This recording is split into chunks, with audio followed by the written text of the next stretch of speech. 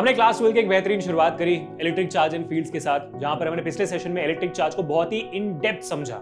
Electric charge क्या होता है, उनकी प्रॉपर्टीज क्या होती है, सब कुछ समझ लिया। क्वांटाइजेशन हो जाए, एडिटिविटी हो जाए, कंजर्वेशन हो जाए, और उसके बेसिस में नीट के रिलेटेड पीवाईक्यूज भी हमने कर लिए थे। आज हमारे पास एक बहुत इंपॉर्टेंट टॉपिक है जिसका नाम है कूलम्स लॉ। अब ये चार्ज से डिट्टो रिलेटेड है, क्योंकि भाई ये बहुत इंटरेस्टिंग चीजें बताने वाला है, लेकिन कूलम्स लॉ को हम इतने प्यार से समझेंगे कि भाई मजा आ जाए। फॉर एग्जाम्पल आज हम करने क्या क्या वाले हैं, ठीक है। फर्स्ट विल अंडरस्टैंड कि भाई कूलम्स लॉ होता क्या है, और ऐसे समझेंगे कि जिंदगी भर याद रहे, क्योंकि इससे रिलेटेबल एक लॉ आपने ऑलरेडी पढ़ा हुआ है ऑलरेडी। तो आज का पहला टॉपिक होगा कूलम्स लॉ। कूलम्स लॉ हो जाने के बाद हम क्या करेंगे, जो आपके एनसीईआरटी में दिए गए सारे सवाल है कूलम्स लॉ के, उन सबको सॉल्व करेंगे, ठीक है। तो जैसा कि आप जानते हो कि भाई हम इस सेशंस में, चाहे आपका गरज जो चल रहा है, यहाँ पर हमारा गरज सीरीज जो चल रहा है, इस गरज सीरीज में टॉपिक को समझने के साथ साथ एनसीईआरटी को एंड टू एंड कवर कर रहे हैं, क्योंकि नीट के लिए एनसीईआरटी बहुत इंपॉर्टेंट है ना। तो हम सारे सवाल करेंगे कूलम्स लॉ के एनसीईआरटी के, ठीक है। Don't worry about it at all, चाहे वो एग्जांपल्स हो या एक्सरसाइज के सम हो। उसके बाद फिर हम क्या करेंगे, हम बात करेंगे हमारे सुपरपोजिशन प्रिंसिपल के बारे में, ठीक है। सुपरपोजिशन प्रिंसिपल यानी कि प्रिंसिपल सुपरपोजिशन के बारे में बात करेंगे। बहुत अच्छा टॉपिक है ये, सुपरपोजिशन के बारे में बात करेंगे। सुपरपोजिशन से रिलेटेड जो भी सवाल है एनसीईआरटी में वो सारे सॉल्व करेंगे। उसके बाद हम कूलम्स लॉ सुपरपोजिशन से रिलेटेड कुछ बहुत ही इंटरेस्टिंग नीट के पीवाईक्यूज करेंगे, ठीक है बेटा। तो ये है आज के 4 फंडामेंटल चीजें जो हम करने वाले हैं। होप आप इसको देखकर एक्साइटेड बहुत हो, क्योंकि मैं तो बहुत एक्साइटेड हूं, क्योंकि कूलम्स लॉ से बहुत बेहतरीन सवाल आते हैं आपके नीट में, और इतना लड्डू बना दूंगा मैं आपके लिए आज ये टॉपिक कि आपको लगेगा नीट के सवाल इतने इजी होते हैं क्या इस टॉपिक से। Let me make it very easy for you guys, ठीक है। तो ये मौका मुझे आप दीजिए। तो किसको दीजिए? मैं, दिस इज अभिषेक, आपके जानो सर, आपके AKR sir, master teacher of physics at Vedantu. आज आपके लिए लाए ये टॉपिक। होपफुली आप बढ़िया हो, मेरे शेरों और शेरियों सब बढ़िया। तो वीडियो अच्छा लगता है तो hit the like button, share this video, subscribe to the channel. अगर आप सोच रहे हो सर इस सेशन में कितना वक्त लगने जा रहा है, कितना भी वक्त लगने तो भाई क्या फर्क पड़ता है, लेकिन मैं कोशिश करूंगा कि भाई 45 मिनट्स से 60 मिनट्स के बीच में सेशन खत्म करूं, क्योंकि मुझे लगता है कि ये इसको इतना ही भाव मिलना चाहिए, इससे ज्यादा नहीं, है ना। चलो बिना spending any more time, let's get started here, ठीक है बेटा। तो सबका ध्यान यहाँ पर अभी कोई और कहीं नहीं दिखेगा भाई साहब, ठीक है। कूलम्स लॉ की बात करते हैं। सबसे पहले शुरू करेंगे हमारी कूलम्स लॉ क्या होते हैं। अब जैसा मैंने आपको इंट्रोडक्शन में बताया, कूलम्स लॉ किसी और लॉ से रिलेटेड है जो आपने ऑलरेडी पढ़ी हुई है। मैं बताता हूं क्लास 9th में, ठीक है। क्लास 9th के कुछ लॉस को याद करने की कोशिश करिए कि क्या क्या लॉ सीखा था आपने। Sir Newton's first law of motion सीखा था, second law of motion, third law of motion सीखा था। उसके अलावा क्या लॉ था? उस force and loss of motion chapter के बाद एक और चैप्टर था जिसका नाम था ग्रेविटेशन। ग्रेविटेशन चैप्टर का सबसे पहला, ग्रेविटेशन चैप्टर इटसेल्फ क्लास 11 में हमने पढ़ा होगा, तो ये सेम लॉ आपने 11th में भी पढ़ा है, ठीक है। तो किस लॉ के बारे में बात कर रहा हूं मैं? बात कर रहा हूं आपके सबसे famous, one of the famous laws, जिसको हम कहते हैं यूनिवर्सल लॉ ऑफ ग्रेविटेशन। आपका यूनिवर्सल लॉ ऑफ ग्रेविटेशन हूबहू कूलम्स लॉ से मिलता है। तो पहले थोड़ा सा universal law of gravitation recap करते हैं, क्योंकि फिर कूलम्स लॉ समझना और बहुत ज्यादा इजी हो जाएगा, ठीक है। और वो क्यों इस्तेमाल करते हैं वो भी समझना बहुत इजी हो जाएगा। तो पूरा ध्यान बेटा यहां पर अभी, ठीक है। तो यूनिवर्सल लॉ ऑफ ग्रेविटेशन क्या कहता था, किसी भी दुनिया में किसी भी दो ऑब्जेक्ट को अगर आप ले लो, मान लो आपने सन को ले लिया, आपने अर्थ को ले लिया, आपने सन को ले लिया, आपने अर्थ को ले लिया, है ना। मान लीजिए कि भाई उनके मासेस m1 है, m2 है, और ये जो हमारा सन और अर्थ है वो r डिस्टेंस अपार्ट है ना, यानी कि इन दोनों के बीच में डिस्टेंस r है। तो यूनिवर्सल लॉ ऑफ ग्रेविटेशन ने क्या कहा, जिनको याद नहीं है मैं थोड़ा रिकैप करवा देता हूं।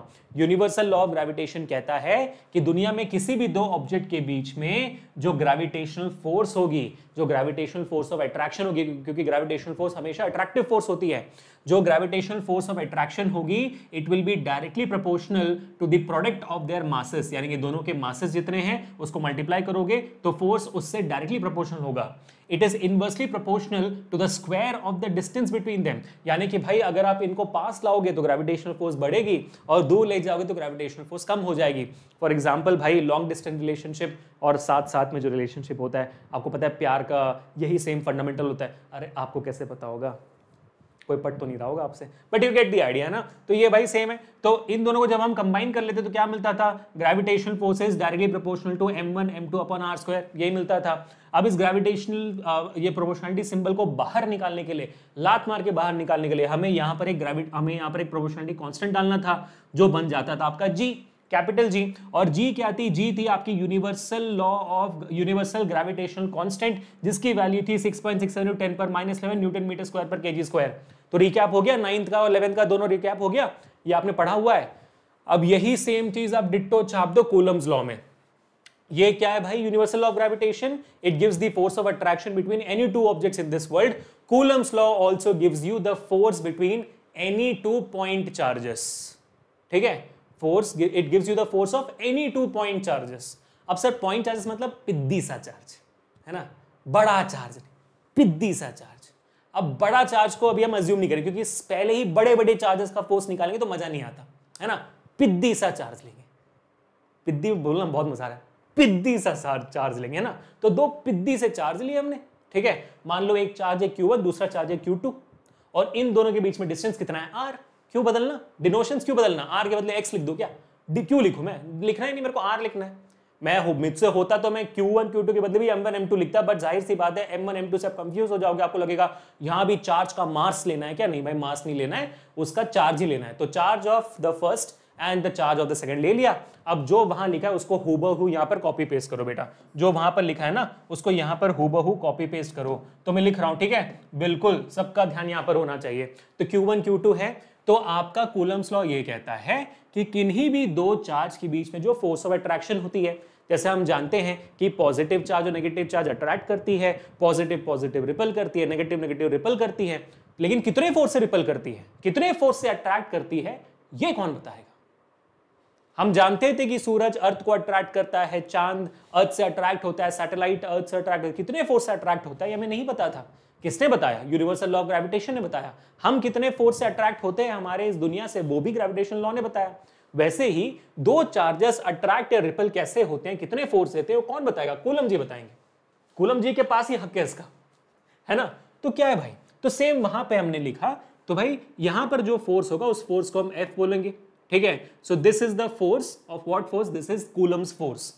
इसको हम कूलम्स फोर्स बोल सकते हैं, इसको हम इलेक्ट्रोस्टैटिक फोर्स बोल सकते हैं, क्योंकि यहां पर जो हम फोर्सेस की फोर्स की बात कर रहे हैं वो स्टेशनरी चार्ज के बीच का फोर्स की बात कर रहे हैं। तो या तो आप सिंपल इसको इलेक्ट्रिक फोर्स बोल दो, इलेक्ट्रोस्टैटिक फोर्स बोल दो, जो बोलना है आप बोल सकते हो। तो मैं इसको यहां पर बोल देता हूं। तो आपका जो प्यारा सा यहां पर F है वो क्या होगा? इलेक्ट्रोस्टैटिक फोर्स होगा। अब आपका ये जो F है किससे डायरेक्टली प्रोपोर्शनल होगा? जैसे वहां पर मासेस से डायरेक्टली प्रोपोर्शनल था, यहां पर भी प्रोडक्ट ऑफ चार्जेस से डायरेक्टली प्रोपोर्शनल होगा। Same ditto to ditto. इन दोनों चार्जेस के कितने भी वैल्यूज हैं, इनके प्रोडक्ट से वो डायरेक्टली प्रोपोर्शनल होगा। और दूसरा, it will again be inversely proportional to the square between the distance between them. Same to same, inversely proportional to the square of the distance between them. Same बात है ना भाई, आप दो चार्जेस को पास लाओगे तो ज्यादा अट्रैक्शन रिपल्शन होगी, दूर दूर रखो तो फर्क नहीं पड़ेगा उनको, है कि नहीं? Same to same. अब इनको कंबाइन कर दोगे तो क्या मिलेगी? इनको हम कंबाइन कर देंगे तो मिल जाएगी हमें F is proportional to Q1 Q2 upon R square. बढ़िया। अब ऑफ कोर्स है, जाहिर सी बात है, आप भी सोच रहे हो जो मैं सोच रहा हूं, है ना, कि प्रोपोर्शनैलिटी कांस्टेंट को बाहर निकालना है और प्रोपोर्शनैलिटी सिंबल डालना है वहां पे। तो क्या करेंगे हम, है ना? तो हमें इस सिंबल को बाहर निकालना है, कांस्टेंट डालना है हमें यहाँ पर। तो चलो यहां से फिर यहां ले आते हैं, ठीक है। तो यहां पर ले आते हैं हम। तो यहां पर आपका F इज इक्वल टू बन जाता है प्रोपोर्शनैलिटी सिंबल, जिसको हम कहते हैं K Q1 Q2 upon R square. बेटा नोट डाउन कर लो, ये है आपका कूलम्स लॉ। खत्म, कूलम्स लॉ का फॉर्मूला बन गया। F is equal to K Q1 Q2 upon R square. बस सर कहानी यहाँ पे तो खत्म नहीं होगी, है ना? ऑफ कोर्स नहीं खत्म होगी। क्यों? K की वैल्यू कौन बताएगा? पप्पा आपके, मैं ही बताऊंगा, है ना? या आप कहां से निकालोगे, बेचारे हो आप तो K की वैल्यू क्या है सर यहाँ पर? अब याद रखना, ठीक है, ये जो मैं लिखने वाला हूं ये बहुत इंपॉर्टेंट है, नीट के पर्सपेक्टिव में भी, जेई के पर्सपेक्टिव में भी, कि इन CGS यूनिट, इन CGS यूनिट मतलब 11th में पढ़ा होगा आपने CGS, C मतलब सेंटीमीटर, G मतलब ग्राम, S मतलब सेकंड। इन CGS यूनिट K की वैल्यू 1 होती है। तो अगर मान लीजिए अगर आपको चार्जेस CGS यूनिट में दिया, मतलब कूलम में दिया, और डिस्टेंस आपका जो है सेंटीमीटर में दिया हो, CGS यूनिट कूलम का बताना मेरे को चार्ज का क्या होता है, ठीक है, बट डिस्टेंस आपको सेंटीमीटर में दिया हो, तब K की वैल्यू 1 में हो जाएगी, कोई फर्क नहीं, आपको K की वैल्यू 1 डाल दो, खत्म है। लेकिन अगर इफ अगर वो SI यूनिट में है तो फिर K की वैल्यू कुछ और होती है। K is equal to 1/4 pi epsilon naught. क्या नॉट सर? हाँ सर, क्या कह गया आप? ये कुछ तो कह गया जो मेरे को चमका नहीं, क्या कहा आपने? हाँ ध्यान से देखो बेटा कि क्या है ये, ठीक है? ये क्या है? इसको हम कहते हैं एप्सिलॉन नॉट। क्या कहते हैं भाई? के not E not, epsilon not. ये जो सिंबल है इसको एप्सिलॉन कहते हैं, और ये जो अंडा है इसको हम नॉट कहते हैं। तो एप्सिलॉन नॉट कहते हैं इसको। क्या कहते हैं? Epsilon not. अब एप्सिलॉन नॉट की भी वैल्यू होती है। एप्सिलॉन नॉट की वैल्यू क्या होती है? वैल्यू होती है 8.854 into 10 power -12। 8.854 into 10 power -12 unit क्या होती है? एप्सिलॉन नॉट को अगर मैं मान लो, अगर मैं के की वैल्यू यहाँ पर डालता हूँ, तो अगर एक काम करते हैं, मैं ना यूनिट सीधा निकाल देते हैं, ठीक है? यूनिट सीधा निकाल देते हैं भाई, पूरा कंफ्यूजन खत्म करते हैं, ठीक है? पूरा कंफ्यूजन खत्म करते हैं। यूनिट ऑफ एप्सिलॉन नॉट कैसे निकालोगे आप? ठीक है, एप्सिलॉन नॉट ई लिखना है आपको बेसिकली, लेकिन दोनों जगह पर वो बेंड होना चाहिए, ऐसे स्ट्रेट ई मत लिखना, ठीक है? एप्सिलॉन नॉट निकालते हैं तो एफ का फॉर्मूला क्या है? के बदले क्या लिखूंगा? के बदले लिखूंगा 1/4 pi epsilon not Q1 Q2 upon R square. ये लिख दिया मैंने, ठीक है? इस बेसिस में अगर मैं एप्सिलॉन नॉट को यहाँ ले जाऊँ, फोर्स को यहाँ ले आऊँ, ठीक है, तो क्या हो जाएगा? Epsilon naught is equal to 1/4 pi force into Q1 Q2 upon R square. ये बन गया मेरा, ठीक है? यहां पर अगर मुझे डालना है तो यूनिट डाल देता हूं मैं। जैसे एप्सिलॉन का यूनिट क्या हो जाएगा आपका बेसिक से? ये 4 पाई का तो कोई यूनिट नहीं होता, न्यूटन नीचे आ गया, तो न्यूटन नीचे आ गया। ये आपका रेडियस, ये आपका जो डिस्टेंस है वो भी नीचे है, डिस्टेंस स्क्वायर है तो मीटर स्क्वायर हो गया, न्यूटन मीटर स्क्वायर। ऊपर आपका Q1 Q2 चार्जेस हैं, 2 Q है तो चार्ज का स्क्वायर हो गया, यानी कि कूलम स्क्वायर हो गया। तो ये बन जाती है आपकी SI unit of your epsilon not, ठीक है? Of your epsilon not. So basically आपकी यूनिट बन जाती है कूलम स्क्वायर पर न्यूटन मीटर स्क्वायर। खत्म।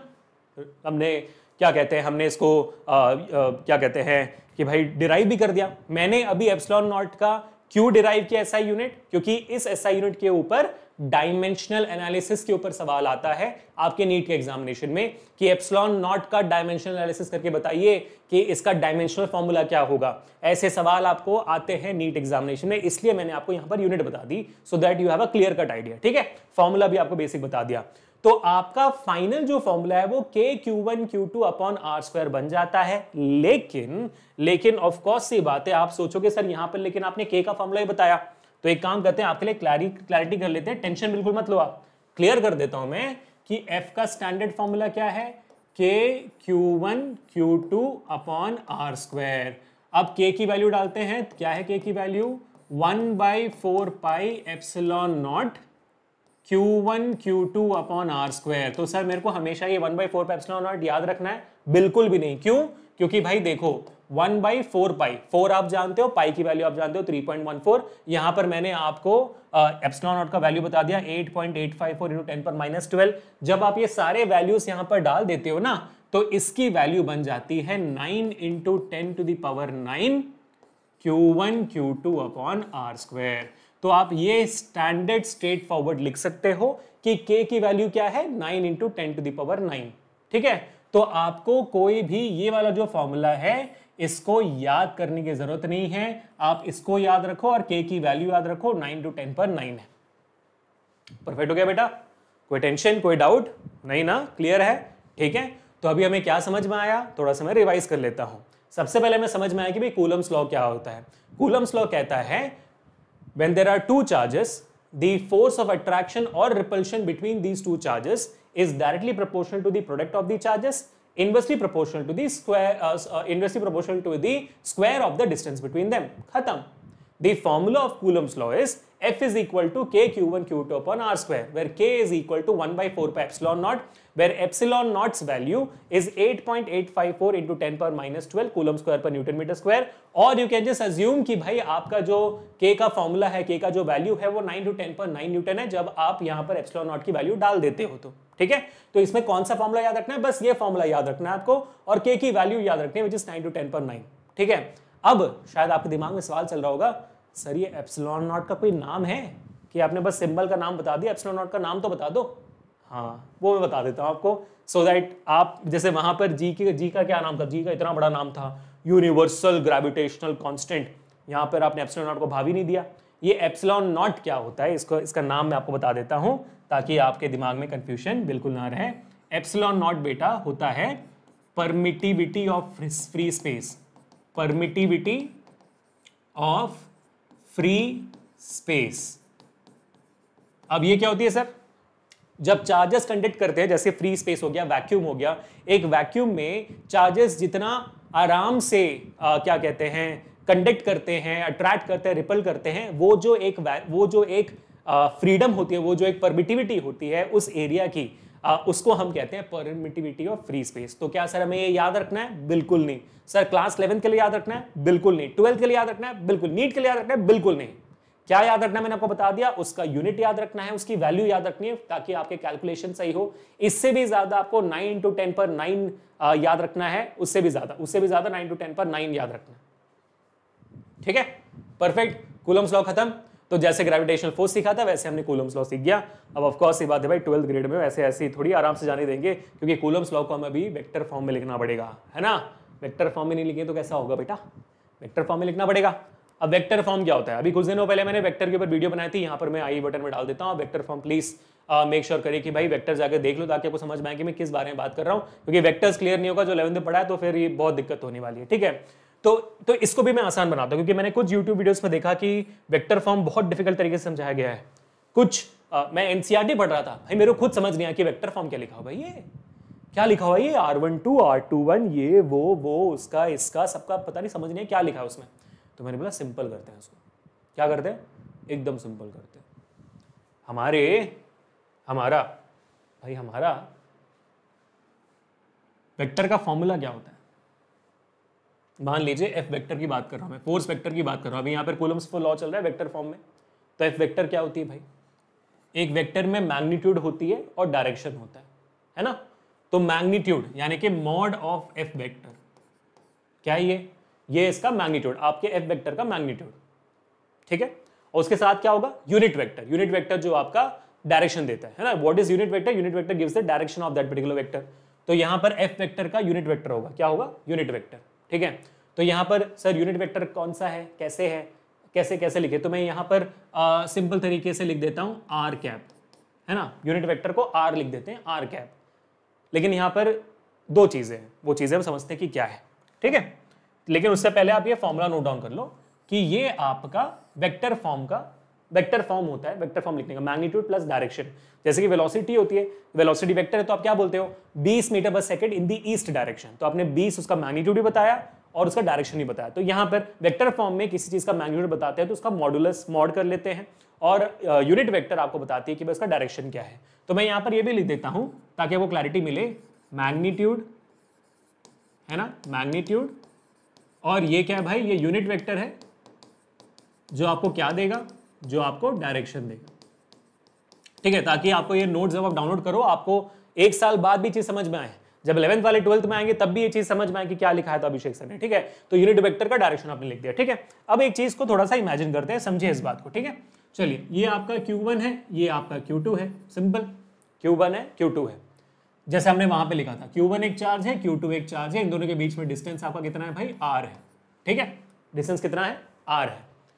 मान लीजिए आपके इस चार्ज का पोजीशन वेक्टर है R1 और इस चार्ज का पोजीशन वेक्टर है R2।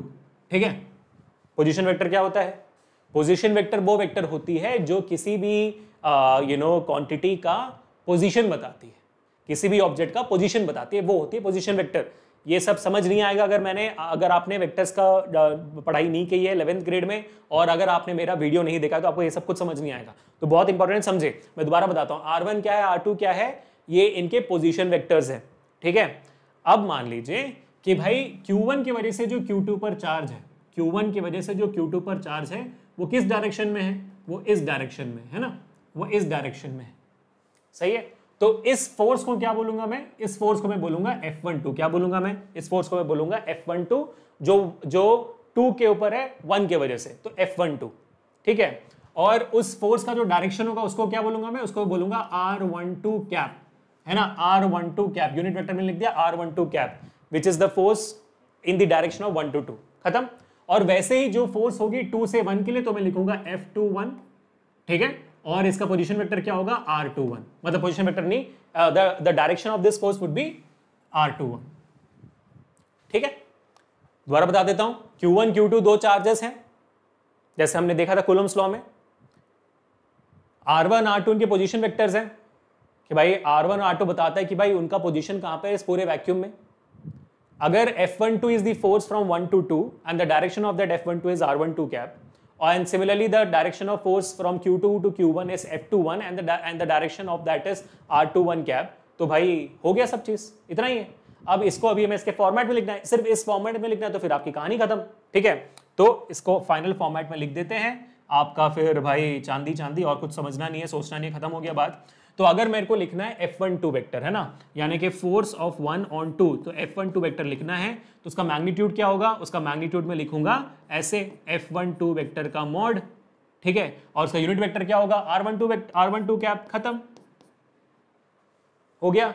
सर अब ये F12 वेक्टर क्या है का मैग्नीट्यूड कहां से मिलेगा, भाई इतना बड़ा कूलम्स लॉ लिखा हुआ है आपने, वो फोर्स वही है ना, यही फोर्स है ना जिसके बारे में बात कर रहे हैं हम, F12 यही फोर्स है, Q1 के ऊपर Q2 के बीच में जो फोर्स है यही फोर्स है, तो लिखो वहां पर भाई, लिखो यहां पर। तो F12 वेक्टर यहां पर क्या लिखोगे आप, सो F12 vector is basically K Q1 Q2 upon R square, मैंने ये F12 वेक्टर के बदले लिख दिया, इनटू R12 कैप, खत्म। ये हो गया इन वेक्टर फॉर्म फॉर F12। यही सेम चीज अभी आप F21 के लिए लिखिए, यही सेम चीज आप F21 के लिए लिखिए, तो क्या लिखोगे आप लिखोगे F21 vector is equal to K Q1 Q2 upon R square into R21 cap, खत्म हो गया भाई। इससे क्या समझ आया, सर ये दोनों तो एकदम सेम लिख रहे हैं। हाँ भाई, फोर्स तो दोनों का सेम ही है ना, जैसे Q1 Q2 को अगर अट्रैक्ट कर रहा है तो Q1 Q2 को इस तरफ खींचेगा, Q10 Q2 Q1 को इस तरफ खींचेगा, लेकिन दोनों के बीच का फोर्स सेम रहेगा। जैसे ग्रेविटेशनल फोर्स होती है, अर्थ और चांद एक ही ग्रेविटेशनल फोर्स, मतलब दोनों के बीच में जो ग्रेविटेशनल फोर्स है वो कांस्टेंट होती है। जितने फोर्स से अर्थ चांद को खींचता है उतने फोर्स से चांद अर्थ को भी खींचेगा। ये तो पता है हमें, 11th ग्रेड में पढ़ा है, 9th ग्रेड में पढ़ा है, ग्रेविटेशनल फोर्स है ना, दोनों के बीच में वैल्यू सेम होती है, लेकिन उनका डायरेक्शन उल्टा होता है। चांद को अगर अर्थ ऐसे खींच रहा है तो अर्थ चांद को उल्टा खींचता है कि नहीं। तो यानी कि इन दोनों में सिर्फ क्या फर्क है, डायरेक्शन का फर्क है। यहां R12 है, वहां R21 है, बाकी सब कुछ सेम है ना, बाकी सब कुछ सेम है। तो what can I right it down, मैं यहां पर इसको कैसे लिख सकता हूं, मैं लिख सकता हूं कि आपका जो F12 वेक्टर है वो F21 वेक्टर से सेम टू सेम है, इनके मैग्नीट्यूड सेम है, लेकिन इनका डायरेक्शन अलग है। तो मैं बस यहां पर एक माइनस लगा दूंगा। So F12 vector is equal to minus F21 vector। Vector form खत्म। मेरे को कोई आइडिया नहीं कि एनसीईआरटी में उसको इतना कॉम्प्लिकेट क्यों किया है, मतलब मैं एनसीईआरटी पढ़ा, मैं खुद बौखला गया क्या है भाई ये, तो मैं ही समझ नहीं पा रहा बच्चे कैसे समझते हैं। तो आई होप कि मैंने आपके लिए बहुत इजी बना दिया है इस चीज को, आई एम होपिंग। लेकिन जैसे मैंने कहा, अगर आपका बेस स्ट्रांग नहीं तो नहीं हो पाएगा, आप यूनिट वेक्टर नहीं समझते हो, कैप्स नहीं समझते हो, तो ये सब आप नहीं कर पाओगे। इसलिए वेक्टर का सेशन आप लेकर आइए, इसलिए मैंने वक्त लेकर वेक्टर क्लियर किया था पहले, उसके बाद ही मैंने 12th शुरू की थी, 11th मैंने उसकी बात शुरू की है। ठीक है बेटा, चलो क्लियर हो गया। चलो भाई, Coulomb's law and vector form भी हो गया खत्म, इसके ऊपर और कुछ नहीं है। सर अभी Coulomb's law and vector form का क्या करना है, मैं कुछ नहीं करना है भाई, ना आपको नीट में इसके ऊपर सवाल आते हैं ज्यादा, कुछ नहीं करना है। बस आपको सीबीएसई क्लास 11th में 12th में इसके ऊपर सवाल आ सकता है कि भाई लिखो कूलम्ब्स लॉ को वेक्टर फॉर्म में, तो ये हो सकता है, उसके अलावा कोई और इसके ऊपर लोचा नहीं होता, बिल्कुल नहीं होता है। तो आप don't have to worry about it at all. लोचा किसके ऊपर है, लोचा इसके ऊपर है। फॉर एग्जांपल एक्सरसाइज का सवाल कराता हूं मैं अभी। So we are getting into NCERT questions and examples. खत्म हो गया, कूलम्ब्स लॉ खत्म हो गया, कुछ नहीं है और, खत्म, बल्ले बल्ले। तो बोलो जोर से बल्ले बल्ले ऑन दी चैट। तो एनसीईआरटी क्वेश्चंस एंड एग्जांपल्स करते हैं कूलम्ब्स लॉ के ऊपर। एक्सरसाइज का ये सवाल है आपके एनसीईआरटी का, फर्स्ट क्वेश्चन है, 1.1 का फर्स्ट क्वेश्चन है, पहला चैप्टर है तो 1.1 इसलिए दिया हुआ है। ठीक है, तो क्या सवाल है बताओ भाई। What is the force between two small charged spheres having charges? ठीक है भाई, दो चार्ज स्पीयर्स दिए हैं, इसको कोशिश करते हैं करने की। मेरे ख्याल से तो आराम से आप कर लोगे, मेरे को पूरा यकीन है आप पे। देखो यहाँ पर दो चार्जेस हैं, इसको मान लीजिए Q1 है और दूसरा चार्ज यहाँ पर Q2 है। ठीक है, Q1 चार्ज बताया जा रहा है 2 × 10⁻⁷ कूलम है, 2 × 10⁻⁷ कूलम है, और ये कितना है भाई 3 × 10⁻⁷ कूलम है। ठीक है, दोनों के बीच में 30 सेंटीमीटर डिस्टेंस है। कितना? 30 सेंटीमीटर। अब आप इतने तो बड़े हो चुके हो कि इस 30 सेंटीमीटर को आप मीटर में कन्वर्ट कर दोगे तो 0.3 मीटर हो जाता है। ठीक है, अब ये देखो 11th 12th में आके गलती मत करना कि अभी भी आप सेंटीमीटर को मीटर में ऐसा यूनिट में नहीं लिख रहे हो चीजें, ये गलती मत करना आप। ठीक है, अभिषेक सर आपसे बहुत ज्यादा उम्मीदें रखते हैं। ठीक है बेटा, तो ये क्लियर हो गया। अभी क्या निकालना है? फोर्स निकालना है। इतना लड्डू सवाल बताओ, आपको नहीं लग रहा लड्डू है? हाँ सर ये तो बहुत ज्यादा लड्डू लग रहा है, डायरेक्ट क्वेश्चन है तो बिल्कुल। इवन नीट में भी यही डायरेक्ट सवाल आते हैं मोस्टली। मैं दिखाऊंगा आपको एक सवाल, आप बोलोगे क्या सर क्या कह रहे हो सर, मजाक कर रहे हो क्या? ठीक है, देखो यहां पर सो फोर्स का फॉर्मूला क्या है भाई? के Q1 Q2 upon are square. के की वैल्यू क्या लिखेंगे हम? 9 इंटू 10 पर 9 इंटू Q1 कितनी है? Q1 मैंने लिखा 2 इंटू 10 पर -7। Q2 कितनी है? 3 इंटू 10 पर -7 लिख दिया, divided by R square. R कितनी है? 0.3 मीटर, तो यानी कि 0.3 का स्क्वायर कर लिया। ठीक है, परफेक्ट है। अब चलो इसको सॉल्व कर देते हैं, इसको सॉल्व करते हैं पूरा कि इसको ब्रैकेट को पहले खोले, पहले ब्रैकेट खोलते हैं ना। तो 9 इंटू 10 पावर 9, या पावर एक बार सॉल्व कर ले, पावर सॉल्व कर देते हैं एक साथ ताकि कंफ्यूजन बिल्कुल ना हो, है ना। तो 9 इंटू 2 इंटू 3, अब सारे पावर सॉल्व कर दो। 9 माइनस 7 तो बचा कितना? +2 और -7 बचा कितना? -5। सो 10 पावर -5 ऊपर का हमने सॉल्व कर दिया। 0.3 का स्क्वायर होता है 0.09, खत्म। ठीक है, 0.09 हो गया। तो ऑफकोर्स सी बात है भाई, यहां पर भी 2 0 बच गए, तो वो 2 0 इसको हम ऐसे लिख सकते हैं, इसको लिख सकते हैं 9 2 18, 18 3 27। सो 27 इंटू 10 पर -5 डिवाइड बाई 9 इंटू 10 पर -2। तो ये -2 ऊपर जाएगा तो +2 हो जाएगा, तो आपका पावर कितना बच जाएगा? 10 पर -3, है ना। 10 पर -3 और 9 3 बार कटेगा, सो 3 इंटू 10 पर -3 मेरा फाइनल आंसर बन जाता है। 9 2 18, 18 अच्छा नहीं सही, एक सेकंड यार, 3 2 6, ये तो वैल्यू गलत आ रही है ना। 9 2 18, 18 3 कितना होता है? 54 होता है, तो 54/9 हो रहा है ना। 27 क्यों लिखा मैंने इसको यहाँ पर? 54/9 हो रहा है। हाँ भाई 54, तो 54/9 मतलब 9 कितने बार? 6 बार, तो 6 इंटू 10 पर -3 हो रही है आपकी फाइनल वैल्यू। 6 इंटू 10 पर -3 आपकी फाइनल आंसर आ रही है। और इसका यूनिट क्या होगा? इसका यूनिट होगा न्यूटन। बात खत्म। तो या तो आप 6 इंटू 10 पर -3 में लिखो, या तो फिर आप इसको 0.006 न्यूटन करके लिख सकते हो। सबको आ गया भाई? 0.06। मुझसे पहले आना चाहिए आपको जवाब। आप वीडियो पॉज करके खुद सॉल्व करने की कोशिश कर सकते हो। कुछ भी गलती हो मुझसे, और मुझसे गलतियां हो सकती है भाई, मैं भी इंसान हूं, कुछ भी गलती हो मुझसे, जैसे यहां पर गलती हुई, आप मुझे कमेंट सेक्शन में बताना कि सर आपने गलती की थी, शायद गलती से हो गया होगा, प्यार से बताना, गाली मत देना। ठीक है, but you get the idea ना गाइस। चलो ठीक है, इजी सवाल था। डायरेक्ट फॉर्मूला, कैलकुलेशन में मिस्टेक हो सकती है तो हो सकती है, फॉर्मूला सीधा है। एक और सवाल करते हैं, मतलब इतना ही सवाल है, कूलम्स लॉ से, तो टेंशन नहीं है। तो 1.2 भी कूलम्स लॉ से ही है। एक बार देखते हैं कि क्या पूछ रहा है। The electrostatic force on a small sphere of charge 0.4 microcoulomb due to another small sphere of charge minus 0.8 microcoulomb in air is 0.2 Newton. ओहो, थोड़ा सा डिफरेंट सवाल है। ठीक है, सबसे पहले यहाँ पे बताया जा रहा है कि भाई the electrostatic force on a small sphere of charge 0.4 microcoulomb। तो पहला आपका मान लो कि Q1 जो है 0.4 माइक्रोकूलम, ये जो सिंबल है माइक्रो इंडिकेट करता है भाई, और माइक्रो की वैल्यू होती है 10 पर -6 माइक्रोकूलम। जैसे मिली कूलम होती है, मिलीमीटर होता है, सेंटीमीटर होता है, वैसे ही माइक्रोकूलम भी होती है, वो माइक्रो का सिंबल है, तो 10 पर -6 होगा, ये जानते होंगे आप। Due to another small sphere of charge -0.8 microcoulomb, तो ये हो गया आपका Q2 जिसकी वैल्यू है -0.8 माइक्रोकूलम। ठीक है, इन एयर इज 0.2 न्यूटन। इन दोनों के बीच में जो फोर्स है वो आपको दिया हुआ है 0.2 न्यूटन दिया हुआ है। ठीक है, what is the distance between the two spheres? What is the distance between the two spheres? तो आपको पहले डिस्टेंस निकालना है। बहुत इजी सवाल, बहुत ही इजी सवाल है ना। तो चलो ए का जवाब निकालते हैं पहले। सो F इज इक्वल टू के Q1 Q2 upon are square. सबसे पहले आर स्क्वायर निकालना है, तो आर को निकालो इस तरफ लेफ्ट हैंड साइड पे, F को नीचे ले जाओ, तो के Q1 Q2 अपॉन F हो गया। बराबर गाइस, के Q1 Q2 अपॉन F हो गया। यहाँ पर आर स्क्वायर रखते हैं, के की वैल्यू हम जानते हैं 9 टू 10 पर 9, Q1 की वैल्यू हम जानते दिया हुआ है कितना 0.4 माइक्रोकूलम, तो 0.4 इंटू 10 पर -6, माइक्रो मतलब 6 कूलम।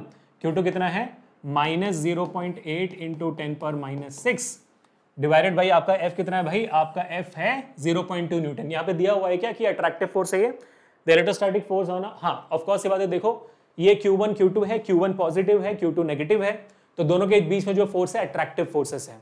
अट्रैक्टिव फोर्सेस जब भी होती है आपको फोर्स की वैल्यू नेगेटिव में लेनी होती है। क्यों नेगेटिव में लेनी होती है? क्योंकि Q1 Q2 को मल्टीप्लाई करो तो नेगेटिव वैल्यू आएगी ना, तो आपका फोर्स की वैल्यू नेगेटिव आएगी, तो आपको यहाँ पर -0.2 न्यूटन लेना है नेगेटिव वैल्यू। ठीक है, ले लिया आपने बराबर, तो ये नेगेटिव और ये नेगेटिव कट जाती है, निकाल दो इसको बाहर, खत्म हो गया। अब 0.2 काट दो भाई, ये 0.2 और ये 0.4 कट जाएगा कितने बार में? 2 बार में, है ना। 0.2 2 टाइम्स 0.4 कट गया, तो डिनोमिनेटर पूरा निकल ही गया आपका फिर। तो आर स्क्वायर कितना बचा? आर स्क्वायर बच जाता है भाई 9 2 18 और ये 8 बचा है, ओए होए होए 0.8 बचा है। सो 18 8 जा कितना होता है भाई? 18 8 जा 8 8 जा 64, 6 कैरी और 8 1 जा 8 144 14.4। अच्छा, तो मेरी वैल्यू आ रही है 14.4 मल्टीप्लाई करने के बाद इनटू पावर कितना आ रहा है? यहाँ 9 है, या तो -6 -12 हो गया, -12 और 9 कैंसिल आउट होके -3 बच जाता है, तो 10 पर -3 हो गया। अब देखो आपके एनसीईआरटी और सीबीएसई का खेल कितने आराम से आपके सामने बराबर सा 144 रूट निकाल कर दिया है। 144 12वां का रूट होता है, पता है ना आपको, स्क्वायर होता है। लेकिन 10 पर -3 का क्या करेंगे? तो सिंपल है, यहाँ पर 14.4 है, तो आप थोड़ा दिमाग लगाना, है ना, आप थोड़ा दिमाग लगाना। 14.4 को आप 144 कर दो, तो एक जीरो आपने ले लिया, तो यहाँ पर एक जीरो बढ़ जाएगा, 10 पर -4 हो जाएगा, सही है। अब आप इसको रूट करोगे तो बराबर आएगा 144 इंटू 10 पर -4, है ना। तो क्या आएगी? 144 का रूट 12 और आपके 10 पर -4 का रूट हो जाएगा -2। देखो थोड़ा दिमाग लगाना तो आराम से जवाब आ जाएगा, है कि नहीं। तो ये हो गया वैल्यू, इसको आप लिख सकते हो 0.12 मीटर्स। इजी सवाल। एनसीईआरटी के एग्जांपल्स और exercise questions are extremely important, बहुत बहुत इंपॉर्टेंट है। सवाल आता है बहुत बहुत बोर्ड्स में, आता है, साथ ही साथ आपके नीट में भी सिमिलर सवाल आते हैं। ठीक है, चलो 2 सवाल हो गए, और सवाल है, हाँ एक और बहुत अमेजिंग सवाल है, लेकिन इसको मैं एज अ होमवर्क दे रहा हूं। ठीक है, I am giving you this question as a homework, क्योंकि इससे रिलेटेड एक एग्जाम्पल सवाल अभी हम करने वाले हैं, तो फिर आप इसको आराम से कर लोगे। ये एक्सरसाइज 1.3 का बहुत इजी सवाल है। मैं आपको एग्जाम्पल सवाल होमवर्क नहीं दे रहा, क्योंकि आप लोग बहुत सारे बच्चे एग्जाम्पल के जवाब कमेंट्स में छाप देते हैं कि हाँ सर सही जवाब, एकदम डिट्टो लगता है मेरे को। मैंने अभी पहले सेशन में भी होमवर्क दिया था ना, मैंने देखा बहुत सारे बच्चों ने एग्जाम्पल का जवाब ही छाप दिया, तो वो मैं नहीं होने दूंगा। आप 1.3 इसका जवाब देना, क्योंकि इससे रिलेटेड अभी एग्जाम्पल हम करेंगे, बहुत ईजी होगा। तो इसका जवाब मुझे कमेंट्स में चाहिए, ठीक बेटा, कमेंट्स में चाहिए जवाब। शिद्दत से करनी है प्रैक्टिस मेरे साथ। अभिषेक सर इतनी मेहनत करके आते हैं, आपको मेहनत करके आनी है भाई, ऐसे वैसे नहीं है। ठीक है, तो ये आपको जवाब देना है, बहुत सिंपल सवाल है, आराम से हो जाएगा। जैसे मैं अभी करवाऊंगा तो कर लोगे। एग्जाम्पल सवाल देखो, उससे रिलेटेड एग्जाम्पल सवाल ये रहा, ये आपका एग्जाम्पल 1.3। ठीक है, 1.1 और 1.2 हमने कर लिया था पहले सेशन में, जो रिलेटेड था चार्जेस से। इसका सवाल आप आराम से कर लोगे, आप करके देखते हैं। ठीक है, ये इस सवाल से रिलेटेड है, इस सवाल से रिलेटेड है, तो ये कर लोगे तो ये तो आपके लिए नन्नू मन्नू खेल है।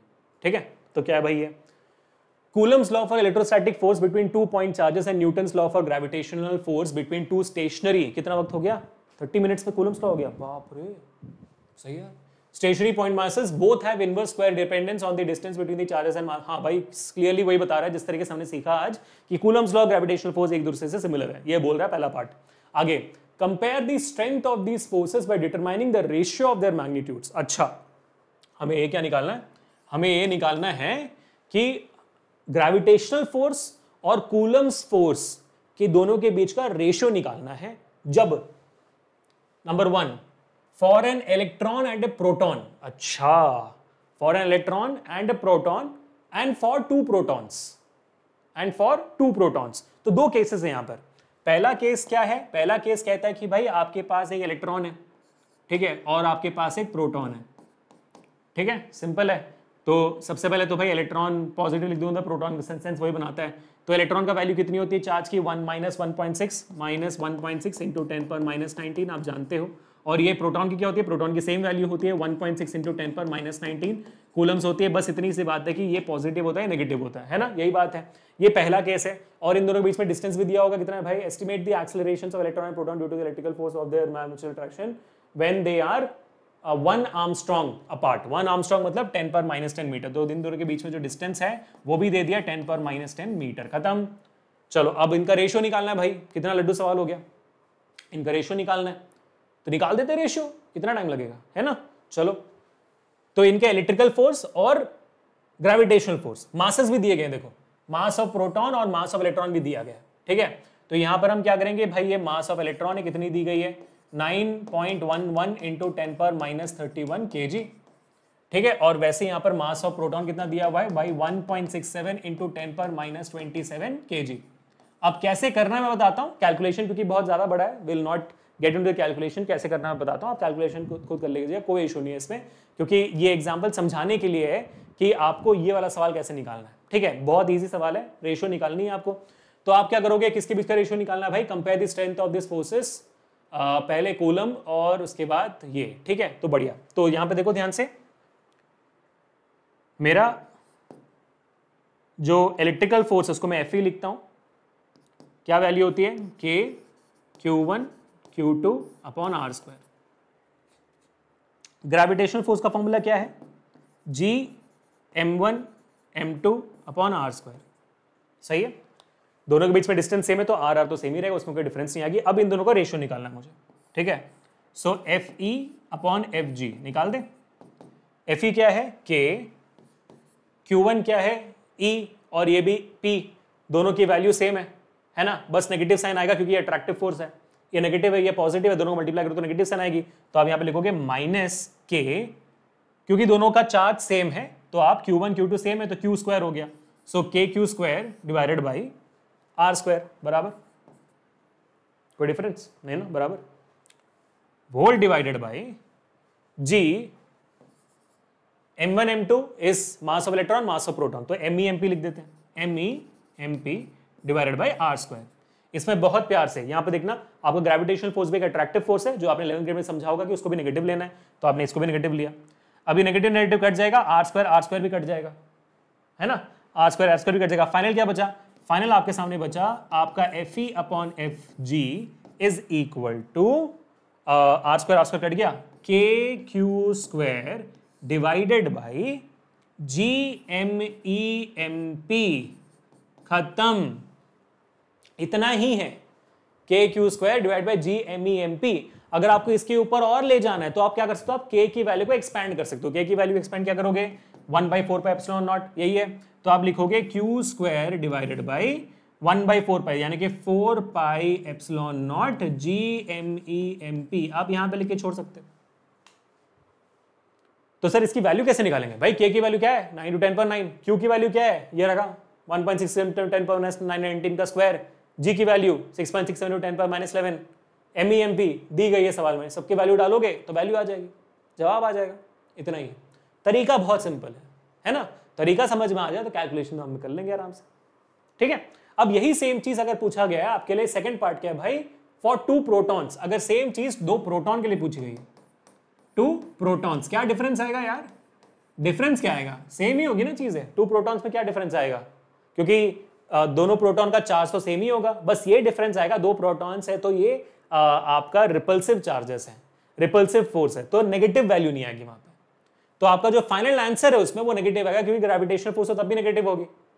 तो यहां पर जो वैल्यू आती है, यहां पर जो आपको वैल्यू आएगी वो आपको एक पॉजिटिव वैल्यू आएगी, यहां पर जो वैल्यू आएगी वो वैल्यू आपको नेगेटिव आएगी। नेगेटिव के साथ साथ एक और डिफरेंस होगा, क्या डिफरेंस होगा, यहां पर आपका जो, मैं लिख देता हूं ना सीधा, यहां पर आपका आएगा KQ स्क्वायर, वो सेम रहेगा, G सेम रहेगा, बस ये मास ऑफ प्रोटॉन बन जाएगा, तो मास ऑफ प्रोटॉन का स्क्वायर बन जाएगा।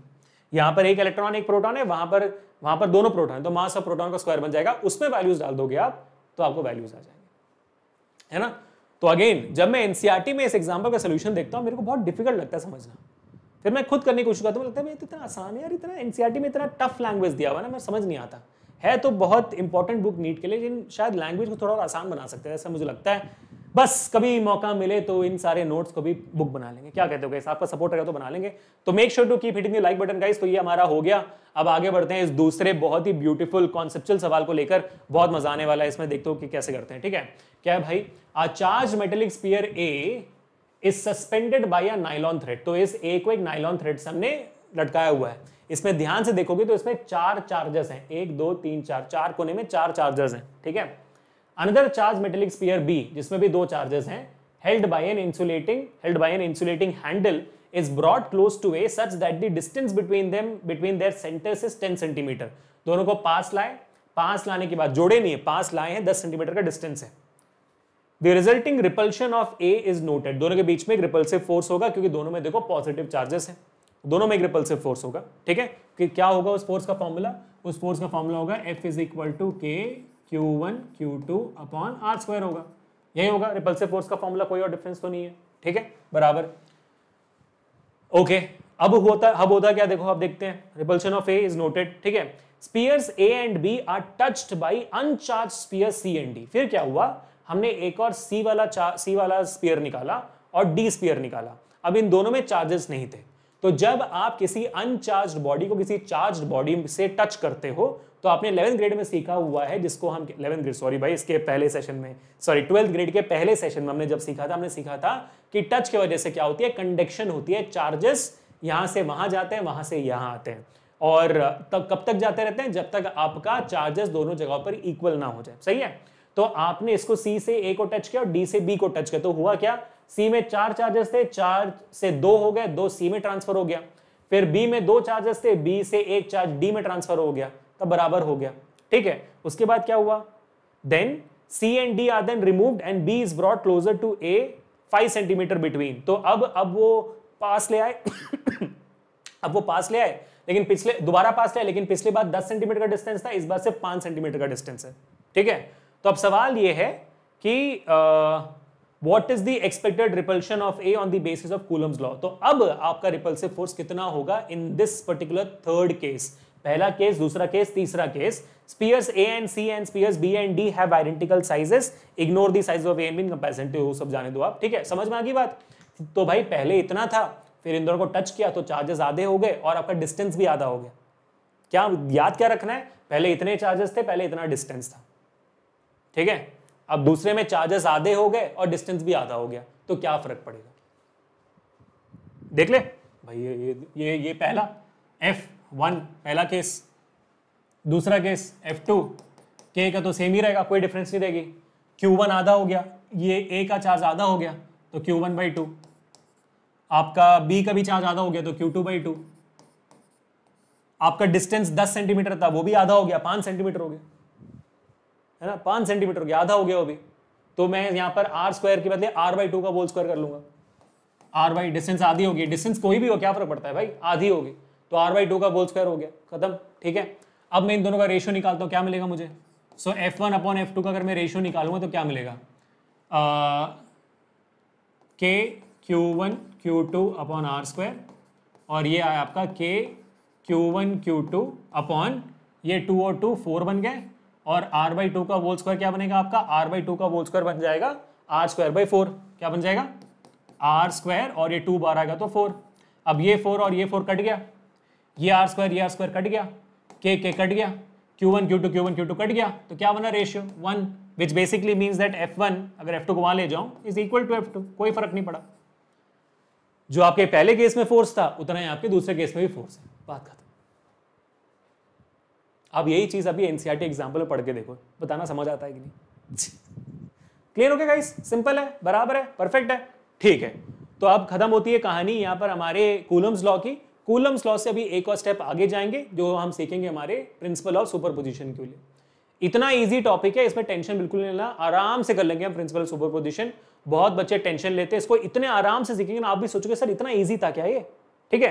लेकिन अगर अब तक आपको वीडियो अच्छी लगती है तो keep hitting the like button right now, subscribe to this channel यार, क्योंकि इतने बेहतरीन सेशन आपको आप पूरे यूट्यूब पर देख लो नहीं मिलेंगे, इतना मैं आपको वादा करता हूं, क्योंकि मैं हर एक जगह के वीडियोस देख रहा हूं, समझ रहा हूं, मैं सोच रहा हूं कि कैसे और बच्चे के लिए नया कंटेंट और इजी बनाएं, कैसे हर टॉपिक में इन डेप्थ जाएं, समझे चीजों को, है ना। तो आप कोशिश करते रहो, मजा आएगा, ठीक है बेटा। चलो सब्सक्राइब कर लेना चैनल, कमेंट्स बताना कैसा लगा आज का सेशन, होमवर्क का जवाब भी चाहिए। तो principal of superposition will go for another 15 minutes, session खत्म, 15 मिनट में और सेशन खत्म, सेशन बस 15 मिनट और है, ठीक है। तो भाई प्रिंसिपल ऑफ सुपरपोजिशन क्या है, इतना जो भारी वर्ड है ना, इसको लात मार के बाहर निकालो। क्यों? क्योंकि अगर मैं आपसे एक सिंपल सवाल पूछूं, बेटा एक ऑब्जेक्ट है, इस ऑब्जेक्ट में देखो 3 फोर्स है, कितने फोर्स है 3। मान लो F1 आपका 10 न्यूटन है, F2 10 न्यूटन है, F3 10 न्यूटन है। तो अगर मैं आपसे पूछूं कि अगर इस ऑब्जेक्ट पे नेट फोर्स यानी कि टोटल फोर्स कितना है, तो आप कितना बताओगे, बताओ। 3 सेकंड देता हूं आपको, 3 2 1, दिमाग में तो सोच लिया, चिल्ला कर बोल दिया, कितना होगा नेट फोर्स, टोटल फोर्स कितना होगा। सर क्या कह रहे हो सर, 10 + 10 + 10 न्यूटन। 30 न्यूटन, इतना ही होगा ना। हाँ बबुआ, वही है प्रिंसिपल ऑफ सुपरपोजिशन। यानी कि एक ऑब्जेक्ट पे, यानी कि एक मान लीजिए हमारा चार्ज है Q1, ठीक है, Q1 के साथ में आपने Q2 को और Q3 को रखा हुआ है, ठीक है, तो Q1 पे Q2 का फोर्स भी आएगा, Q3 का फोर्स भी आएगा। तो आपने जो इसके पहले सीखा था उसमें सिर्फ 2 ही चार्ज थे। मान लो अगर आपके पास 4-5 n नंबर ऑफ चार्जेस हैं, तो किसी एक चार्ज पे उन बाकी सारे चार्जेस का क्या इफेक्ट पड़ेगा, जो यहां पर पड़ा वही पड़ेगा। So the total force, the total electrostatic force on Q1 will be equal to the sum of the individual forces. यहां पर आपने क्या किया, the total force on this object is equal to the sum of the individual forces, 10 + 10 + 10 30 newton. Same way the total force on this Q1 is equal to the sum of the individual forces। तो यहां पर Q2 Q3 है, मान लो मैं इसके बाद सामने Q4 Q5 Q6 Q7 Q8 Q8 9 Q10 Q infinity तक बना दूं, तो आप क्या करोगे, तब भी आप क्या करोगे, अच्छा भाई force on Q1 because of 1 is F12, force on your Q1 because of Q3 is F23। वैसे आपका बन जाएगा F14 F15 F16 F17 करके ऐसे फोर्सेस बनते जाएंगे। आप सबको ऐड करोगे, ऐड करने के बाद जो वैल्यू आएगी वही उसका टोटल फोर्स होगा। And this is what we call it as principle of superposition, that the force on a charge because of the n number of other charges in the system is equal to the sum of all the forces of all the charges on that particular charge। Basic, खत्म। तो मैं कैसे लिखूंगा इसको, चलो मान लेते हैं, ठीक है, फोर्स ऑन Q1, ठीक है, तो force on my charge 1 is equal to force of charge 2 on 1 plus force of charge 3 on 1 plus, अगर मान लो चार्जेस बहुत ज्यादा है तो plus force of charge nth on 1, nth charge, जो भी जितने भी चार्जेस होंगे nth चार्ज, ठीक है। तो इसको आप क्या बोलते हो भाई, इसको तो आप सिंपल तरीके से समेशन बोलते हो। क्या बोलते हो, समेशन बोलते हो ना, सबको ऐड करना मतलब समेशन करना, समेशन ऑफ फोर्स 1n, जहां पर आपकी n की वैल्यू 2 से लेकर n की वैल्यू जा सकती है जितना भी, मान लो i तक जा सकती है। i कुछ भी हो सकता है, x भी हो सकता है, y भी, कुछ भी हो सकता है, कहीं भी जा सकते, कोई फर्क नहीं पड़ता। एंड कीप गोइंग, ठीक है। अब थोड़ा सा इसको सिंप्लीफाई कर लेते हैं, जैसे force on charge 1 would be summation of n is equal to 2। मैंने n इज इक्वल टू 1 क्यों नहीं लिखा, क्योंकि 1 तो ऑलरेडी है ना, चार्ज तो F1 के ऊपर चार्ज निकाल रहे हैं, इसलिए मैंने n इज इक्वल टू 1 नहीं लिखा, 2 लिख रहा हूं, है ना। 2 का चार्ज 1 पे, 3 का चार्ज 1 पे, 1 का चार्ज 1 पे नहीं हो सकता, तो इसलिए मैं Fn के बदले 1 नहीं डाल सकता मैं वहां पे, उसी चार्ज के ऊपर उसी चार्ज का फोर्स मैं कैलकुलेट नहीं कर सकता ना, इसलिए मैंने n इज इक्वल टू 2 से शुरू किया, ठीक है। और n कहां तक जा सकती है, n इंफिनिटी i तक जा सकती है, फर्क नहीं पड़ता, ठीक है। अब ये फोर्स का फॉर्मूला क्या होता है इन जनरल फॉर्मूला क्या होता है, इन जनरल आपका फॉर्मूला बनता है भाई K, है ना, K Q1 Q2 अपन R² फॉर्मूला हमारा फोर्स का। Q1 तो सेम है, चार्ज Q1 पे बात हो रही है, लेकिन आपका दूसरा जो चार्ज है कुछ भी हो सकता है, 2 भी हो सकता है, 3 भी हो सकता है, 4 भी हो सकता है, n तक जाते रहेगा, वो i तक जाते रहेगा, तो मैं यहाँ पे लिखूंगा Qn, है ना, n की वैल्यू कुछ भी हो सकती है, divided by distance between them.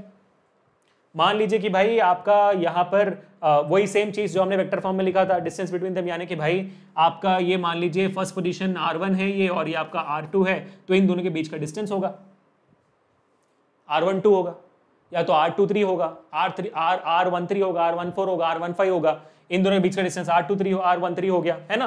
तो the distance can be anything, again वहां पर 1 कांस्टेंट है, सो डिस्टेंस क्या होगा, R1 से लेके n तक जो भी आपकी वैल्यू होगी वो होगी। चार्ज 1 से लेके 2 का डिस्टेंस, 1 से लेके 3 का डिस्टेंस, 1 से लेके 4 5 6 कुछ भी हो सकता है, तो R1n² लिख दिया, ठीक है। अब इसमें कांस्टेंट क्या है, K और Q1 कांस्टेंट है, वो समेशन के बाहर आ सकती है ना, तो F1 will be equal to K Q1 को बाहर निकालो, सो K Q1 बाहर आ गई, summation of n is equal to 2 से लेके n is equal to i तक Qn अपॉन R1n²। ये आपकी प्रिंसिपल ऑफ सुपरपोजिशन की वैल्यू होगी, ठीक है, बस इतना याद रखना आपको कि भाई सुपरपोजिशन प्रिंसिपल के बेसिस में, इस फॉर्मूला के बेसिस में न्यूमेरिकल्स नहीं आते, न्यूमेरिकल्स थोड़े से ट्विस्टेड आते हैं।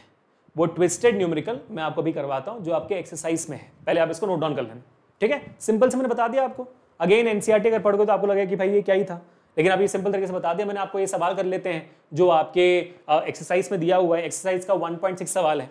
तो हमने अभी तक कूलम्स लॉ से रिलेटेड और सुपरपोजिशन प्रिंसिपल से रिलेटेड सारे सवाल कर लिए आपके एक्सरसाइज के और आपके एनसीईआरटी का, आपको टेंशन बिल्कुल नहीं लेना, ठीक है। इसके बाद फिर हमारा नीट का सवाल भी आएगा कूलम्स लॉ पे, नीट पीवाईक्यू कूलम्स लॉ पे मैं करने वाला हूं। सुपरपोजिशन प्रिंसिपल से नीट में अब तक सवाल नहीं आए, इसलिए मैंने नहीं दिए, ठीक है। चलो ये रहा आपके सामने सवाल। 4 point charges QA, QB, QC, QD, ठीक है, पॉइंट चार्जेस है, are located at the corners of a square ABCD। अच्छा, तो मान लीजिए आपका स्क्वायर है, ठीक है, ये A है, B है, C है, D है। A पे क्या है? QA, ठीक है, A पे क्या है भाई? QA है, और QA की वैल्यू कितनी है? 2 माइक्रोकूलम, ठीक है। QB है, QB कितनी है वैल्यू उसकी? -5 माइक्रोकूलम, ठीक है। और QC कितनी है आपकी? 2 माइक्रोकूलम, परफेक्ट। और D कितनी है आपकी? D है आपकी -4 microcoulomb, so QD is equal to -5 microcoulomb, ठीक है। Classic case of your superposition principle, ठीक है। Located at the corners of square ABCD of side 10 centimetre, दोनों के सबके साइड कितने में? 10 centimetre, 10 centimetre, 10 centimetre, 10 centimetre, perfect, ठीक है। What is the force on a charge of 1 microcoulomb placed at the center of the square? इस centre पे अगर मान लीजिए मेरा Q E है, जिसका चार्ज है 1 माइक्रोकूलम, इसके ऊपर इन सारे फोर्स की वजह से चार्जेस कितने हैं, मतलब फोर्स कितने हैं? तो यहां से यहां, यहां से यहां, यहां से यहां, यहां से यहां, ठीक है बेटा। अब जो दिमाग लगाएगा वो तो ऐसे समझ जाएगा कि इसमें कुछ है नहीं ज्यादा। क्यों? देखो, ऑपोजिट एंड्स अगर आप देखोगे तो आप देखोगे कि भाई QA और QC की वैल्यू एक है, और ये 1 माइक्रोकूलम है, ये भी एक पॉजिटिव वैल्यू है, ये भी पॉजिटिव है, ये भी पॉजिटिव है। तो क्या करेगा? QA QC को रिपल करेगा और QC QE को भी रिपल करेगा, तो रिपल्शन का फोर्स ऐसे होगा QA की वजह से, so this would be QAE इस डायरेक्शन में, और QC भी इसी डायरेक्शन में होगा, QCE भी इसी डायरेक्शन में होगा, और ऑपोजिट डायरेक्शन में। तो भाई इन दोनों फोर्सेस, क्योंकि इन दोनों का वैल्यू भी सेम है, मैग्नीट्यूड सेम है, और डायरेक्शन ऑपोजिट है। जैसे मान लो कि भाई आपके ऊपर एक फोर्स लगा हुआ है, इस डायरेक्शन में 10 न्यूटन का है और इस डायरेक्शन में 10 न्यूटन का है, ठीक है, दोनों ऑपोजिट डायरेक्शन में, लेकिन क्या आपको ऑब्जेक्ट हिलेगी? ऑब्जेक्ट के ऊपर नेट फोर्स 0 हो गया है ना, ऑब्जेक्ट नहीं हिलेगी। So the net force on this QE is 0 because of these 2 charges, खत्म। तो नहीं हिल रही भाई, वहीं के वहीं है। अब दूसरा चार्ज देख रहे थे ना, अब दूसरा केस देख रहे हैं। दूसरे केस में क्या देख रहे हैं हम? दूसरे केस में हम देख रहे हैं कि आपका जो QD है वो -5 माइक्रोकूलम है, यानी कि अट्रैक्टिव फोर्स है, ठीक है। अट्रैक्टिव फोर्स मतलब आपका जो QD है वो QE को अपनी तरफ खींच रहा है ना। तो ये जो फोर्स आप लिख रहे हो ये आपका होगा QDE, है ना, अपनी तरफ खींच रहा है, तो QDE बन गया, ठीक है। इसको मैं थोड़ा लाइट कलर से लिख देता हूं ताकि आपको आसानी हो पढ़ने में। QDE लिख दिया, दिख रहा है अभी? परफेक्ट, ठीक है। और ये एरो भी बना देता हूं,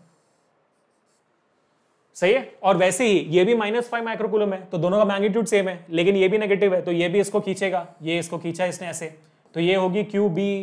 तो आप देखोगे सेम चीज होगी, इन दोनों ऑब्जेक्ट पे आपका फोर्स 5-5 न्यूटन का है, ठीक है, 5-5 न्यूटन का है, दोनों का फोर्स या तो जो भी है सेम है, लेकिन ऑपोजिट डायरेक्शन में, तो ऑब्जेक्ट हिलेगी नहीं, नेट फोर्स इसका इस मामले में भी 0 होगा। तो ये दोनों चार्जेस खींचेंगे लेकिन नेट फोर्स 0 होगा। तो इस QE पे क्योंकि आपका net force because of this charges are 0, कोई मूवमेंट नहीं होगी, the net force will be 0 ही है, सही है। हाँ, अगर हर वैल्यू अलग होती तो आप क्या करते? आप फिर आपका सुपरपोजिशन प्रिंसिपल का फॉर्मूला लगाते, ठीक है।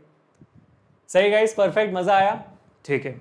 अब मुझे याद आ रहा है कि मैंने एक चीज छोड़ दी थी जो मुझे शायद आपको बता देनी चाहिए, मैं अभी आपको बता देता हूँ। छोड़ा नहीं था, मतलब मैं भूल गया था सिखाना आपको, ठीक है। और क्योंकि अभी हम एक शॉट में वीडियोस लेते हैं, अभी हम एडिट नहीं करते इस चीज को, पूरा पढ़ाते हैं, है ना। तो यहाँ पर एक चीज थी जो इस कूलम्स लॉ के बाद बतानी चाहिए थी मुझे, कि कूलम जो आपका चार्ज का यूनिट है उसका डेफिनेशन क्या है, क्योंकि वो आपके CBSE क्लास 11th में आता है, CBSE क्लास 12th में आता है, 11th क्यों बोल रहा हूँ, CBSE क्लास 12th में आता है, आपके एग्जामिनेशन में आती है, लेकिन आपके नीट में नहीं आती। लेकिन मैं तो 12th ही पढ़ा रहा हूँ ना आपको, ऐसे थोड़ी ना कि सिर्फ नीट पढ़ा रहा हूँ। तो कूलम जो आपके चार्ज का SI यूनिट होता है, कूलम, उसका डेफिनेशन भी आपको इस कूलम्स लॉ से मिलती है, कैसे मिलती है चलो उसको भी समझ लेते हैं। इसको मैं यहां पर हाईलाइट करके लिख देता हूं ताकि आप कभी इस चीज को ना भूलें। ठीक है बेटा, चलो तो मैं यहां पर लिख रहा हूं बच्चों 1 कूलम डेफिनेशन। ठीक है, 1 कूलम डेफिनेशन क्या होती है?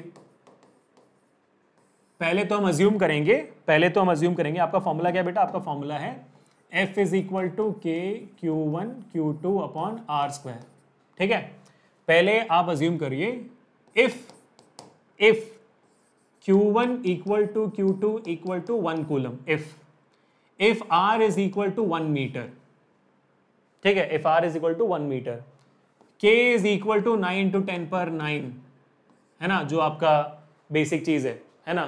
तो K का यूनिट क्या हो जाता है? न्यूटन मीटर स्क्वायर पर कूलम स्क्वायर, है ना। K का तो यूनिट हो जाता है। ठीक है, बराबर है। देन होगा क्या? अगर आप ये सारे वैल्यूज इसमें डालो तो मिलेगा क्या आपको? तो F is equal to K की वैल्यू क्या आपने डाल दी? 9 × 10⁻⁹ न्यूटन। ठीक है, Q1 Q2 1 कूलम तो 1, R 1 का स्क्वायर यानी कि 1 का स्क्वायर, तो आपको वैल्यू क्या बच गई? 9 × 10⁻⁹ न्यूटन बच गई आपकी वैल्यू। यहीं से इसी चीज को आप अंग्रेजी में लिखिए, अंग्रेजी में बोलिए 1 कूलम, डेफिनेशन बोल रहा हूं, 1 coulomb is that charge when it is kept near another charge of the same magnitude, kept at a distance of 1 meter apart, and the force between them is 9 × 10⁻⁹ Newton. उसको हम 1 coulomb बोलते हैं। यानी कि 1 coulomb जो charge की value होती है इज इक्वल टू, जब उस 1 कूलम के चार्ज को आप किसी और 1 कूलम चार्ज के पास रखोगे, 1 मीटर दूर रखोगे, और उन दोनों के बीच जब 9 × 10⁻⁹ न्यूटन का फोर्स होगा, तब उस चार्ज के चार्ज को हम 1 कूलम कहेंगे। ठीक है, मैं इसको अभी लिख देता हूं यहां पर ताकि आप इसको नोट डाउन कर लो। ठीक है, नोट डाउन करना, लिखता हूं मैं। ठीक है, सो यहां पर लिख रहा हूं 1 कूलम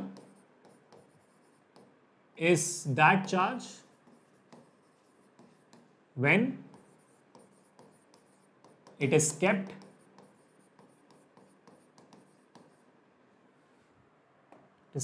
और छोटा बना देते हैं, when it is kept 1 meter apart,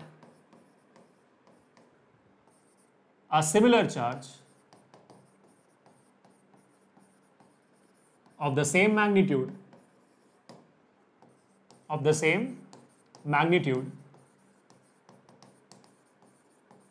and the force and the repulsive force, क्योंकि सेम मैग्नीट्यूड है, repulsive force between them is 9 × 10⁻⁹ Newton. ये हो गया 1 कूलम चार्ज की डेफिनेशन। ठीक बेटा, तो कंप्लीट कर दिया मैंने, सब कुछ हो गया है, सुपरपोजिशन हो गया है, सारे सवाल हो चुके हैं। अब पॉइंट आती है ऑफ कोर्स कि हमें करना है हमारा अपना नीट का पीवाईक्यू कूलम्स लॉ पे। ठीक है, तो मैं पहले बता देता हूं आपको, पहले मैं सवाल कराता हूं, फिर मैं आपको बताता हूं एक और इंपॉर्टेंट सी चीज। ठीक है, तो सवाल करवाता हूं नीट पीवाईक्यू का, आप बोलोगे, आप आराम से कर लोगे। तो आप देख सकते हो कि हमारा 2019 का सवाल है, बहुत ही इजी सवाल है, आप इसको आराम से कर सकते हो। तो बेटा मैं चाहता हूं कि आप इसको खुद करने की कोशिश करो, नहीं होता है तो मैं हूं आपके साथ, बट एक बार ट्राई करो खुद करने की, वीडियो पॉज करके, बहुत अच्छा लगेगा आपको, कि आपको अंदर से सेटिस्फैक्शन फील होगी, है ना। बहुत बड़ी बात होती है नीट के सवाल अपने आप अभी के अभी कर लेना, but let's give it a shot. ठीक है, तो क्या बोला गया है, आप देख सकते हो 2019 का सवाल है। ठीक है, 2 point charges A and B having charges +Q and -Q। ठीक है, 2 पॉइंट चार्जेस हैं, A है, B है, इसका चार्ज +Q है, इसका चार्ज -Q है। ठीक है, are placed at certain distance apart. ठीक है, कितना डिस्टेंस है नहीं पता, तो हम R एज्यूम कर लेते हैं।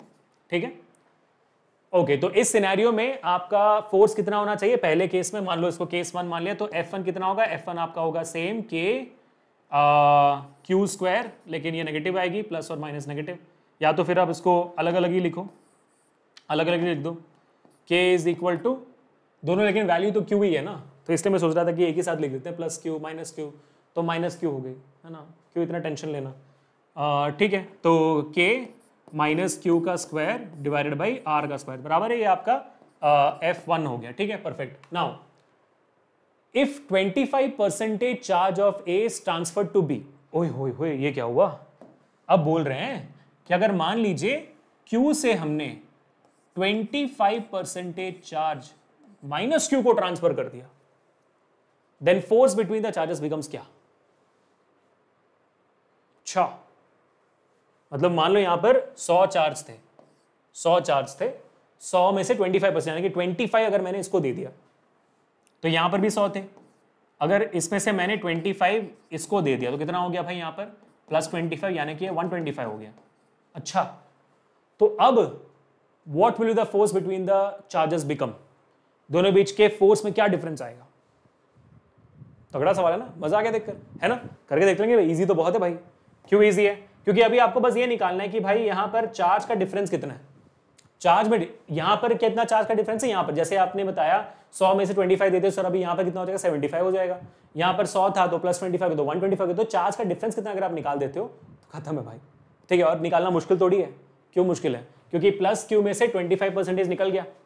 ठीक है, यानी कि आपका जो ए है, ए पे प्लस क्यू था, उसमें से माइनस 25% निकल गया, यानी कि माइनस 0.25 क्यू निकल चुका है।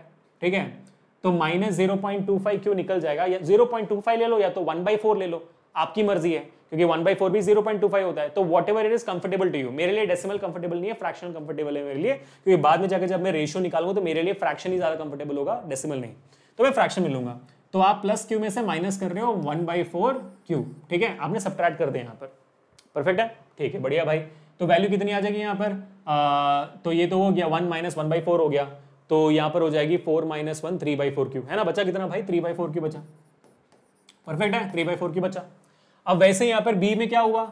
बी में आपका ऑलरेडी माइनस क्यू था, आपने 25% दे दिया, 25% दे दिया, यानी कि अब वहां पर एडिशन हो गई है दोबारा।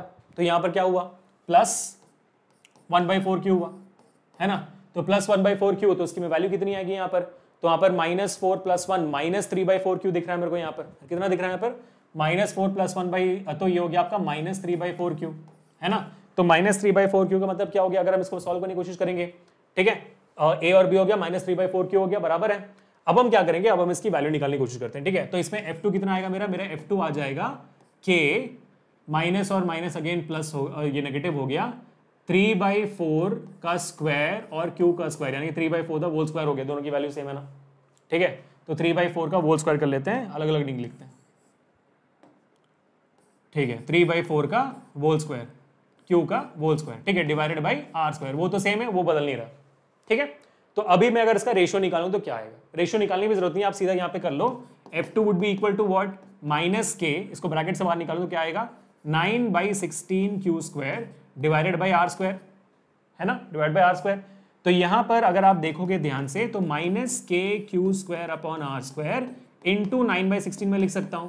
अब ये k² बाय आर स्क्वायर क्या है? आपका F1 है। So F2 is equal to what? F2 is F1 9/16 F1, है ना? तो आपका नया फोर्स कितना होना चाहिए? 9/16 F1 होना चाहिए, है आपका? हाँ भाई, ऑप्शन ए है, बराबर है। ठीक है, परफेक्ट है। तो कर लिया आपने, है ना? नीट PYQ, तो कोई टेंशन नहीं हो रही है। ये कैसे पता? ये वैसे है जैसे 10th ग्रेड में आप करते थे ना, resistance R is equal to ρ L upon relationship निकालो, ये निकालो, वो कम हो गया, वो कम हो गया, कैसे होगा? ठीक है, कंफ्यूजन कहाँ होगा और गलती कहाँ पे? गलती यहां पर होगी आपकी। क्यों होगी? क्योंकि आपको पता है कि भाई बी में माइनस क्यू लेना है। अगर आपने माइनस क्यू नहीं लिया तो यहां पर वैल्यू अलग आएगी आपको।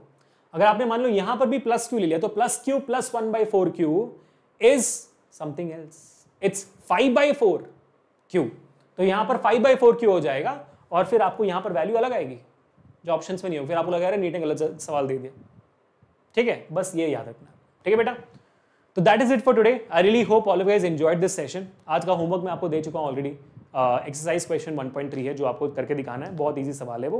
अगर आपने वो एग्जाम्पल सवाल देखा था तो you would of course know about it. But next session में हम इसी सवाल से होमवर्क सवाल से शुरुआत करने की कोशिश करेंगे।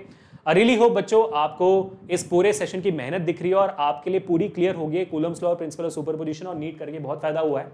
जैसे मैंने कहा आपको, ये नीट का सिर्फ एक सवाल करवाया है मैंने, ऐसे और बहुत सारे पिछले 20 साल के सवाल हैं आपके कूलम्स लॉ पे भी, और हर एक टॉपिक, हर एक चैप्टर पे। और ये हमारा नीट का 20 साल का PYQ का बुक है, तत्व का, वेदांतों का, जो मैंने वहां से उठाया हुआ है ना? उसमें आंसर कीज भी है, सोल्यूशंस भी है, और सिर्फ अभिषेक सर का कूपन कोड लगाने के बाद सिर्फ 800 रुपए की है। तो मेरे ख्याल से आपको, और 800 रुपए में आपको सिर्फ फिजिक्स नहीं, फिजिक्स, केमिस्ट्री, बायो तीनों किताब मिल जाती है। तो मेरे ख्याल से अभी आपको ले लेनी चाहिए वो, लिंक डिस्क्रिप्शन में, कूपन कोड लगा देना AKPro। ठीक है बेटा, तो all the best. I really hope आपने मजा किया हो, आज के सेशन बहुत अच्छा लगा हो। नेक्स्ट सेशन में ऑफकोर्स हम जाने वाले इलेक्ट्रिक फील्ड में, बहुत मजा आएगा उसमें भी। आज के सेशन में हमने खत्म कर दिया है Coulomb's law, superposition principle, NCERT के सारे सवाल और नीट के PYQs। मिलते हैं नेक्स्ट सेशन में। Until this, Abhishek signing off. Peace people.